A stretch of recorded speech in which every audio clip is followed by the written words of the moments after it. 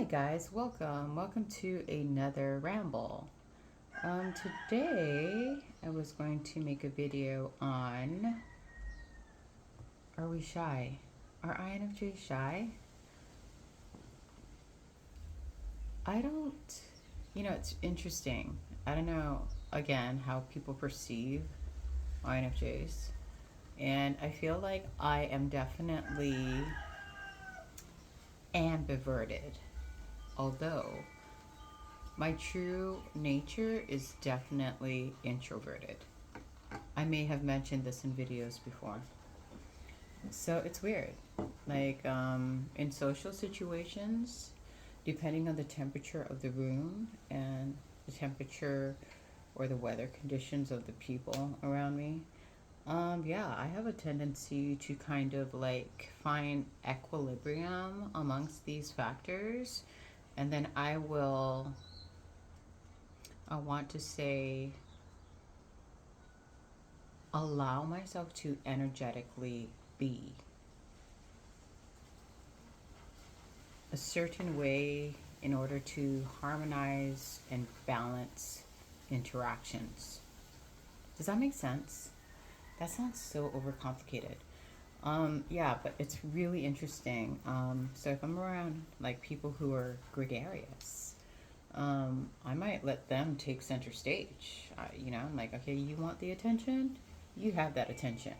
If I'm around like people who are more quiet or shy, then I have a tendency to do the opposite, which is like be more animated and more like vocal and more like, energetic, you know? I want to say my default mode when socializing is to go into observation mode. You know, I just I just really like being still within myself and observing things. And I think people might mistake that as being shy. It's possible. No, actually, no, I'm not shy. I am not shy.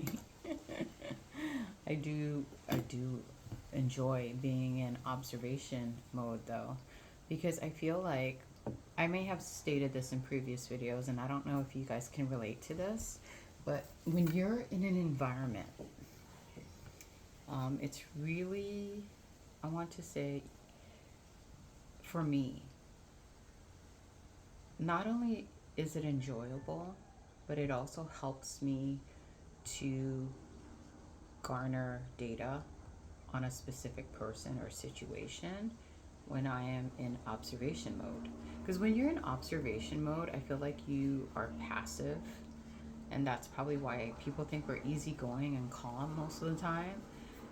Yeah, we are easygoing and kind. I mean, that's a facet of us because we are multifaceted.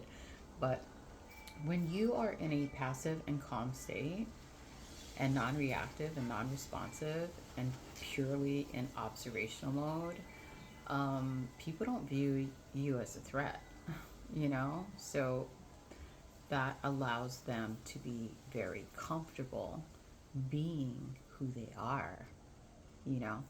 And I think that's why people like open up to us, maybe because we seem like really like passive and um, what is that called?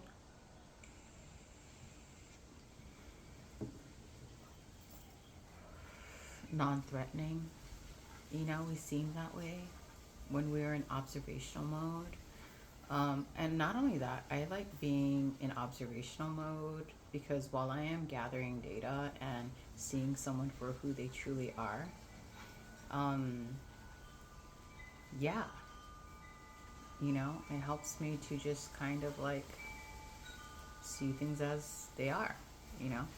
I feel like when you try to intrude upon someone's way of being, they will immediately note that, okay, I can't be a certain way around this person. I can't say certain things around people. I can't be who I am around a certain person. And at this point, I'm going to put up a facade around this person. So for me, by being passive and accommodating, Um, People see me as like not threatening, and so they let their guards down, and then they just do things that they normally wouldn't do around other people. And then they show you the good, the bad, the beautiful, the ugly. And I can see like if this person's being genuine, not genuine, what their motives are, what their intentions are, where their headspace is at, how they operate, if they have integrity, and so forth. And then, I think people think I'm shy because I'm being so passive and quiet, when in actuality, I'm just observing you. Um, so that I know how to deal with you, if that even makes sense. Yeah, and I think that's why a lot of people may perceive us as being shy when we're not being gregarious and quirky and whimsical. And I think some people might even think we are naive and gullible. And yes, I can be naive and gullible, and I used to be overly trusting. I still am overly trusting, and let me tell you why. I'm overly trusting because people show me who they are, you know? And that's why I get so surprised when people pull the wool over my eyes. I'm like, oh my God, this person is a professional. Like they literally outsmarted me. How? How'd they do that? It's intriguing, exciting, and it destroys me at the same time, you know? Because I'm just like, oh my God, I allowed myself to be fooled by this person, and wow, this person must be a high level manipulator, a very high level manipulator, if I were to be completely honest. Yeah, but yeah, I'm not shy. I just like to observe people. I like to see things as they are. I think that's why people might, I don't know. I feel like when we connect with people, it's pretty profound because we're like seeing them, you know, and we are giving them the space to be who they are. And we are, yeah, I think I'm pretty accepting. I think I'm pretty non judgmental. Yeah, you could, I don't know, I don't really judge you, but I certainly will observe you and your traits and your characteristics and the tinkerings of your mind so that I know how to adjust myself in your life and how to adjust you in my life, you know? People, yeah, I guess people thought I was shy because I do that. I just really like watching things. I like understanding things. I like gathering data on things. Yeah, I like those things. Not only with others, but with myself. Hence why I spend a lot of time with myself. You know what I'm saying? Yeah, that's the only way to be. Um, on another note, but kind of in the same vein, you know how people like have hobbies? Well, one of my hobbies for sure is creating things, whether that be through like painting or writing or drawing or I don't know, just crafting something. I love creating things. I also, my hobby, if I were to say my hobby, like some people say, I like fishing or I like playing video games or something, or I don't know what they do. I like cars, bikes. Cool. But my hobby is literally, I like creating. I like, my hobby includes, I don't know, this is probably not like a normal category, but I like self reflection. I like understanding things. I like people watching. I like, did I say understanding things? I like anything that will help me to elevate myself and aid me in, I want to say, becoming more abundant and prosperous in different aspects of my life. That's my hobby. I like thinking about ideas that will get me there, you know? I don't really like distracting myself. I mean, I will do so on occasion. A I am having a human experience and I do like distractions on occasion, but mostly I don't know. I like pondering. I like yeah, just thinking of ways to know thyself more, and thinking about areas of my life that need improvement and what needs to be discarded so that and sacrificed so that I can garner the things that are good for my soul. You know what I mean? Yeah. Anything that involves the soul, I am definitely interested in, and I guess I could add that to my hobbies if that's even a thing.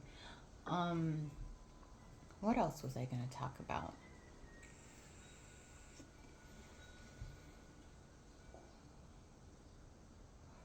Oh, um, people who feel stuck in life, you have to ask yourself, why do you feel stuck? And how to unstuck yourself. Or what parts of the life feel stuck? You know, I think that's the first question you should ask yourself. Why do I feel stuck? What parts of my life feel stuck? Who's making it stuck? What do I need? What barriers do I need to remove to unstuck myself? You know, it's really interesting. I feel like people just don't take time to self reflect, and then they're stuck, and then they're not sure what's going on, and they have tendencies to blame external circumstances or people. But if you were to unravel that mess seriously and follow that string to to wherever it goes, it leads back to you. You know, I don't know. I spend a lot of time like taking stock of these things. You know, and yeah, it's really interesting when I come across people who don't understand. But I think it's because this is like second nature for me, and this may not be second nature to others. The whole self reflection process, the whole taking stock of what no longer works and discarding. I am constantly purging, honestly. In fact, I just like packed up 2 large boxes that needs to be gone.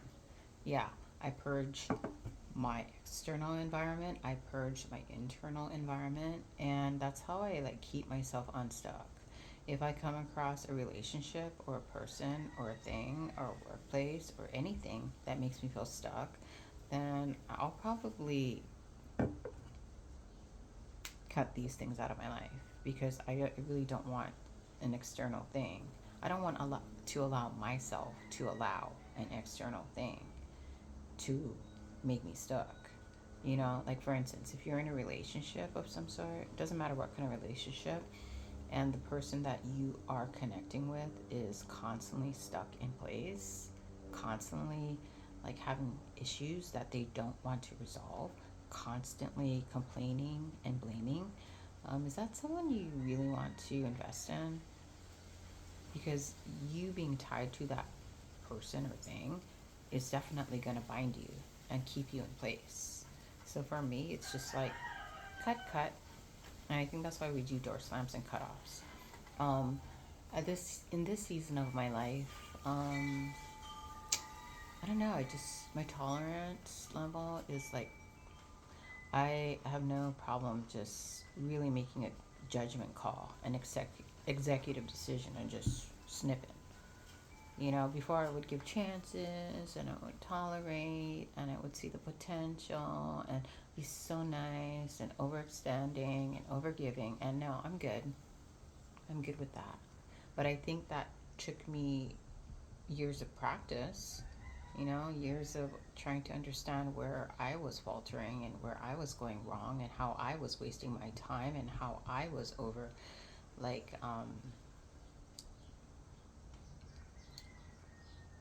what is the word? Where you, like, just, I don't know, you over give chances over and over. Over and over. That's a no. That's a no no. I think also I used to. Oh, it's because I didn't know how to regulate my emotions, and then I would let my emotions overrule reasoning. And now I just don't do that. I just literally see things as they are, make a really quick assessment and a swift executive decision on whether or not I want to invest in this thing. It's like going to a store, you know. If you go into a store, you obviously have to exchange money, which is energy, energetic exchange for you to like get something, right? And it's like, okay, how useful is this thing? You know, it's about like management. It's about like seeing, okay, do I really need this thing? Do I really want this thing? Like, how practical is it?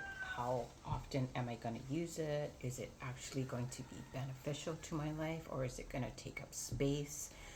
You know, like it's like doing that, but with everything. People, jobs, items, anything. Just like making that, like doing that really quick assessment, making that executive decision, and then choosing. Okay, yes or no. Yes or no. Period. You know, there's no like, oh, I'm not sure. Like, what should I do? No, it's like, okay, is this gonna benefit me? I'm not trying to sound like, I don't know. Does that sound narcissistic? Like, is this gonna benefit me? Okay, is this gonna enhance my life? Is this gonna enhance my life? You know, like having this connection, having this item, having this experience. Is it gonna enhance me in any way, shape, or form? And if it isn't, then what's the point of getting that thing, investing in that thing, buying that thing, keeping that thing around? You know? Yeah, like I don't know. I've also noticed that we all have responsibilities and duties, and it is not someone else's responsibility or duty to make you happy, you know? So for me, I'm at a place where it's like, okay, I know how to self-regulate. I know how to manage things um pretty well, you know, and assess things. I also know like I generate my own peace and happiness and love. So it's like if somebody isn't adding to this, then they need to go. And they need to learn how to generate their own happiness, peace, and self-love. And until they figure that out, then we're probably not going to, this isn't a match, you know, and I'm going to let you go. You need to figure that out. I am not responsible to make you happy, to bring you peace or love. You are. And when you do that for yourself, then we will be an energetic match, and then we can like vibe together. You know, it's as simple as that. Anything, everything, always. Anyways, if you learned something from this video, cool. If you didn't, that's cool too. Blessings to one and all. Amen.